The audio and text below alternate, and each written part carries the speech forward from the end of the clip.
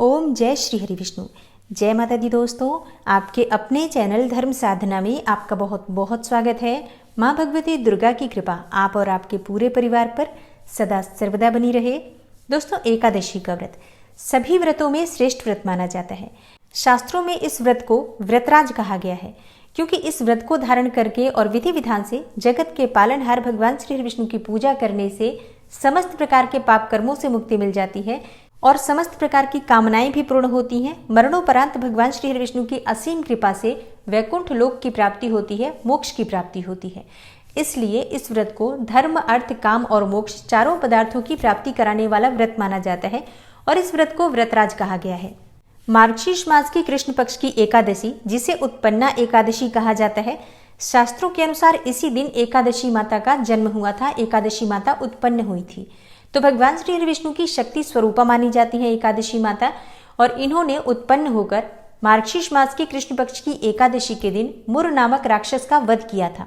इससे प्रसन्न होकर भगवान श्री हरि विष्णु ने उन्हें आशीर्वाद दिया था, उन्हें वरदान दिया था कि जो भी भक्त आज के दिन मतलब एकादशी व्रत के दिन भगवान श्री हरि विष्णु की पूजा करने के साथ ही एकादशी व्रत धारण करके एकादशी माता की भी पूजा करेंगे, उनके मन की समस्त कामनाएं तो पूर्ण होंगी ही, उनके समस्त प्रकार के पाप कर्म, चाहे वो इस जन्म के हों या फिर पूर्व जन्म के संचित पाप कर्म हो, सभी प्रकार के कायिक, वाचिक, मानसिक पाप कर्मों से उन्हें मुक्ति मिल जाएगी और इस जन्म में समस्त प्रकार के सुखों का भोग भोग कर मरणोपरांत उन्हें मोक्ष की प्राप्ति होगी, वैकुंठ लोक की प्राप्ति होगी। तो उत्पन्ना एकादशी, जो कि मार्गशीर्ष मास के कृष्ण पक्ष में आती है, बहुत महत्वपूर्ण होती है।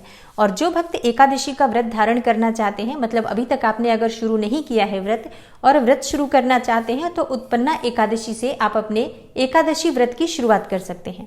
तो आज की वीडियो में मैं आपसे बात करने वाली हूँ कि मार्गशीर्ष मास की कृष्ण पक्ष की उत्पन्ना एकादशी कब है, एकादशी की तिथि कब प्रारंभ हो रही है, कब समाप्त हो रही है, व्रत हमें कब धारण करना है और पारण करने का मतलब व्रत खोलने का शुभ मुहूर्त क्या है, आज के दिन किस प्रकार से भगवान श्री विष्णु की पूजा आराधना करनी चाहिए, किन मंत्रों का जप करना चाहिए, तुलसी की पूजा किस प्रकार से करनी चाहिए और एकादशी माता की पूजा किस प्रकार से करनी चाहिए। आज के दिन भगवान श्री विष्णु की कृपा पाने के लिए, व्रत का संपूर्ण फल पाने के लिए और अपनी किसी भी मनोकामना को पूर्ण करने के लिए कौन सी वस्तु भगवान श्री विष्णु को अर्पित करें, कौन सा उपाय करें जिससे कि सभी प्रकार की कामनाएं भी पूर्ण हो और भगवान श्री विष्णु की असीम कृपा से व्रत का संपूर्ण फल भी हमें प्राप्त हो। तो आज की वीडियो बहुत महत्वपूर्ण है। ये संपूर्ण जानकारी मैं आपसे शेयर करने वाली हूँ। वीडियो को पूरा जरूर देखिए और अगर आपको आज की वीडियो अच्छी लगे तो इसे लाइक भी जरूर कीजिए, शेयर भी जरूर कीजिए फैमिली फ्रेंड्स के साथ। और अगर आप चैनल पर पहली बार आए हैं, अभी तक आपने चैनल को सब्सक्राइब नहीं किया है, तो आज की वीडियो अगर आपको अच्छी लगे तो चैनल को सब्सक्राइब जरूर कर लीजिए और बेल बटन को भी प्रेस कर लीजिए। तो इससे ये होगा कि इस चैनल पर जो नई वीडियो अपलोड होंगी उनकी नोटिफिकेशन आपको सही समय पर प्राप्त होगी। दोस्तों, उम्मीद करती हूँ कि आप लोग मार्गशीर्ष मास का महात्म्य प्रतिदिन जो कथाएं अपलोड हो रही हैं ज़रूर सुनते होंगे। सुबह 5 बजे वीडियो अपलोड हो जाती है। अगर आप लोग अब तक नहीं सुन पा रहे हैं तो ज़रूर सुनिए। और अब जानते हैं कि एकादशी की तिथि कब प्रारंभ हो रही है, कब समाप्त हो रही है और व्रत हमें कब धारण करना है। तो देखिए, उत्पन्ना एकादशी की तिथि प्रारंभ हो जाएगी 8 दिसंबर 2023 को सुबह 5:06 पर और समाप्त हो रही है 9 दिसंबर को सुबह 6:31 पर।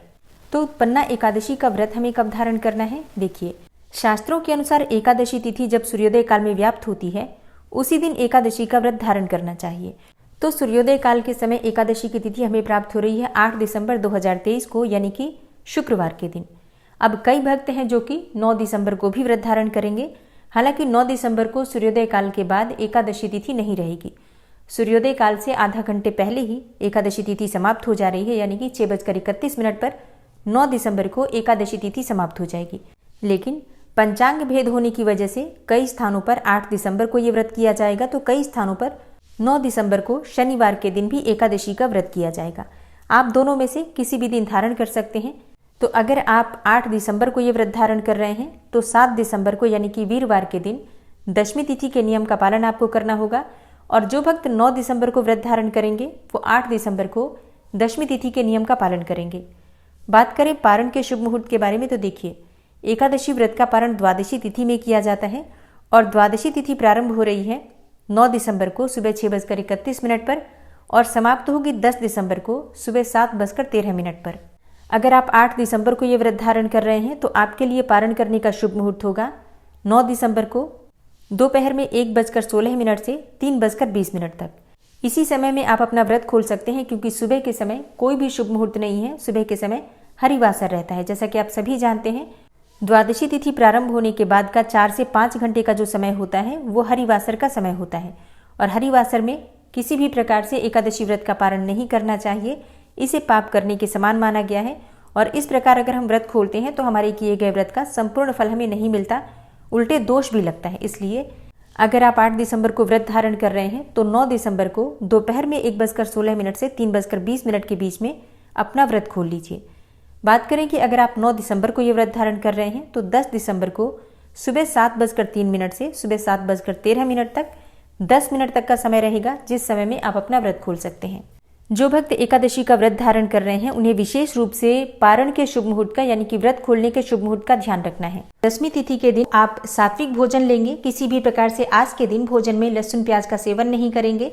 और इसके साथ ही मसूर की दाल नहीं खा सकते हैं, टमाटर नहीं खाना चाहिए, साग नहीं खाना चाहिए, मूली और बैंगन, गाजर, ये चीजें भी दशमी तिथि के दिन नहीं खाना चाहिए अगर आप एकादशी का व्रत धारण करना चाहते हैं तो।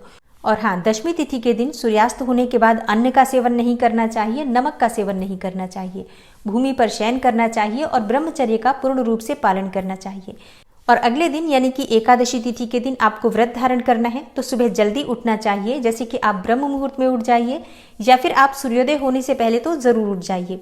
फिर स्नान इत्यादि करने के बाद भगवान सूर्यदेव को जल अर्पित कीजिए। भगवान श्री हरि विष्णु के सामने शुद्ध घी का दीपक प्रज्वलित करके और अपने व्रत का संकल्प ले लीजिए कि आज आपने मार्गशीर्ष मास की कृष्ण पक्ष की एकादशी, जिसका नाम उत्पन्ना एकादशी है, इस व्रत को धारण किया है।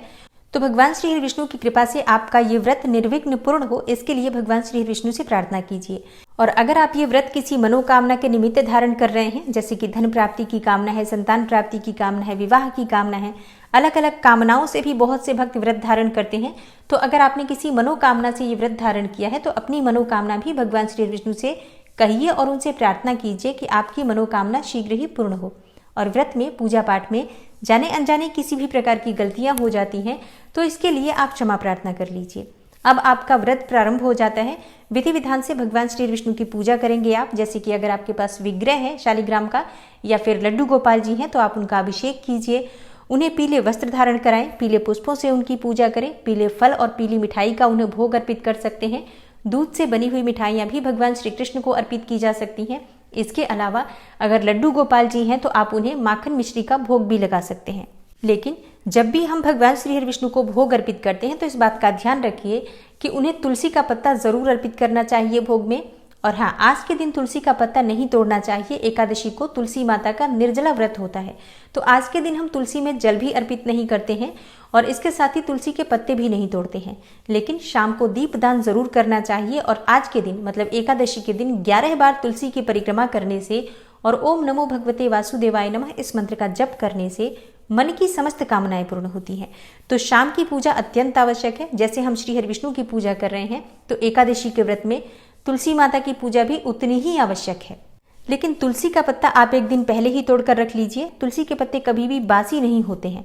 और हाँ, उत्पन्ना एकादशी का व्रत अगर आप कर रहे हैं तो फलाहार के द्वारा ये व्रत धारण कर सकते हैं। जैसे कि फल ले सकते हैं, दूध ले सकते हैं, जूस ले सकते हैं, फलों का रस ले सकते हैं, चाय और जल लेकर आप इस व्रत को पूरा कर सकते हैं। और शाम के समय फिर से भगवान श्री हरि विष्णु के सामने शुद्ध घी का दीपक प्रज्वलित करके और विधि विधान से उनकी पूजा आराधना करनी चाहिए। और हाँ, जब भी आप श्री हरि विष्णु की पूजा करते हैं, माँ लक्ष्मी की पूजा साथ में जरूर करनी चाहिए। इससे आपके घर में स्थिर लक्ष्मी का वास होता है और किसी भी प्रकार की आपकी मनोकामना होती है, जब हम संयुक्त रूप से श्री हरि विष्णु और माँ लक्ष्मी की आराधना करते हैं तो निश्चित ही हमारी मनोकामना पूर्ण होती है। इसलिए संयुक्त रूप से श्री हरि विष्णु और माँ लक्ष्मी की आराधना करनी चाहिए। और एकादशी के दिन किन मंत्रों का जप करना चाहिए, तो देखिए, एकादशी के दिन आप ओम नमो भगवते वासुदेवाय नमः इस मंत्र का जप कर सकते हैं, गजेंद्र मोक्ष का पाठ कर सकते हैं, विष्णु सहस्त्र नाम का पाठ कर सकते हैं। आज के दिन भगवत गीता का पाठ करने से समस्त प्रकार के पाप कर्मों से मुक्ति मिलती है, पितरों की आत्मा को शांति मिलती है, पितरों का आशीर्वाद भी आपको प्राप्त होता है। इसके साथ ही इस व्रत का संपूर्ण फल आपको प्राप्त होता है। भगवान श्री हरि विष्णु की असीम कृपा आपको प्राप्त होती है। तो अपनी इच्छा के अनुसार आप किसी भी मंत्र का और किसी भी स्तोत्र का पाठ कर सकते हैं। और एकादशी की रात्रि में अखंड दीपक भगवान श्री हरि विष्णु के सामने प्रज्वलित करके रात्रि जागरण करने से, रात्रि में भजन कीर्तन करने से मन की समस्त कामनाएं भी पूर्ण होती हैं और भगवान श्री हरि विष्णु की असीम कृपा से समस्त प्रकार के पाप कर्मों से मुक्ति मिलती है। मरणोपरांत वैकुंठ लोक की प्राप्ति होती है। और एकादशी व्रत का पारण द्वादशी तिथि में किया जाता है। तो प्रातःकाल जल्दी उठना है, स्नान इत्यादि करने के बाद भगवान सूर्यदेव को जल अर्पित कीजिए और उसके बाद भगवान श्री विष्णु की पूजा आराधना कीजिए। फिर शुद्ध सात्विक भोजन बनाकर शुभ मुहूर्त में आपको अपना व्रत खोलना चाहिए, व्रत का पारण करना चाहिए। लेकिन अपना व्रत खोलने से पहले भगवान श्री हरि विष्णु को भोग जरूर अर्पित कीजिए। जो भी आपने भोजन बनाया है शुद्ध सात्विक, उसी भोजन में से सबसे पहले भगवान श्री हरि विष्णु को भोग अर्पित कीजिए। उसके बाद गाय के निमित्त भी आपको इसमें से भोजन जरूर निकालना चाहिए और उसी भोजन में से थोड़ा सा भोजन निकालकर कच्ची मिट्टी में कहीं पर ऐसी जगह रख दीजिए जहां से चींटियां इस भोजन को ले सकें। तो ये इस प्रकार से आप सभी जीवों को भोजन कराने के बाद, और किसी ब्राह्मण को भी भोजन कराने का हमारे शास्त्रों में विधान बताया गया है। लेकिन अगर इतनी सुबह ब्राह्मण को घर बुलाकर भोजन कराना संभव न हो तो ऐसे में आप ब्राह्मण के निमित्त भोजन की सामग्री, मतलब कच्ची भोजन की सामग्री निकाल कर रख दीजिए। आटा, दाल, सब्जियां, फल, वस्त्र जो भी आप दान करना चाहते हैं दक्षिणा के साथ निकाल कर रख दीजिए। और शुभ मुहूर्त में आप चाहें तो अपना व्रत पहले खोल सकते हैं और दान की सामग्री आप दिन में कभी भी भिजवा सकते हैं। लेकिन ध्यान रखिए, दान की सामग्री निकालने के बाद बहुत समय तक घर में नहीं रखना चाहिए, इसलिए शाम को संध्या होने से पहले दान अवश्य कर दीजिए। और व्रत में कथा भी जरूर सुननी चाहिए। तो जैसा कि आप सभी जानते हैं कि व्रत की कथा आपको इसी चैनल पर मिल जाती है, तो हमेशा की तरह व्रत की कथा भी जरूर सुनिएगा। और हाँ, जो भक्त एकादशी का व्रत नहीं करते हैं उन्हें भी विधि विधान से इसी प्रकार से भगवान श्री विष्णु की पूजा करके और व्रत की कथा जरूर सुननी चाहिए। इससे आपको भी व्रत का फल प्राप्त होता है और भगवान श्री विष्णु की असीम कृपा प्राप्त होती है। तो आशा करती हूँ कि आज की वीडियो से आपको लाभ अवश्य होगा। मिलती हूँ मैं आपसे इसी तरह की वीडियोस के साथ, तब तक के लिए नमस्कार।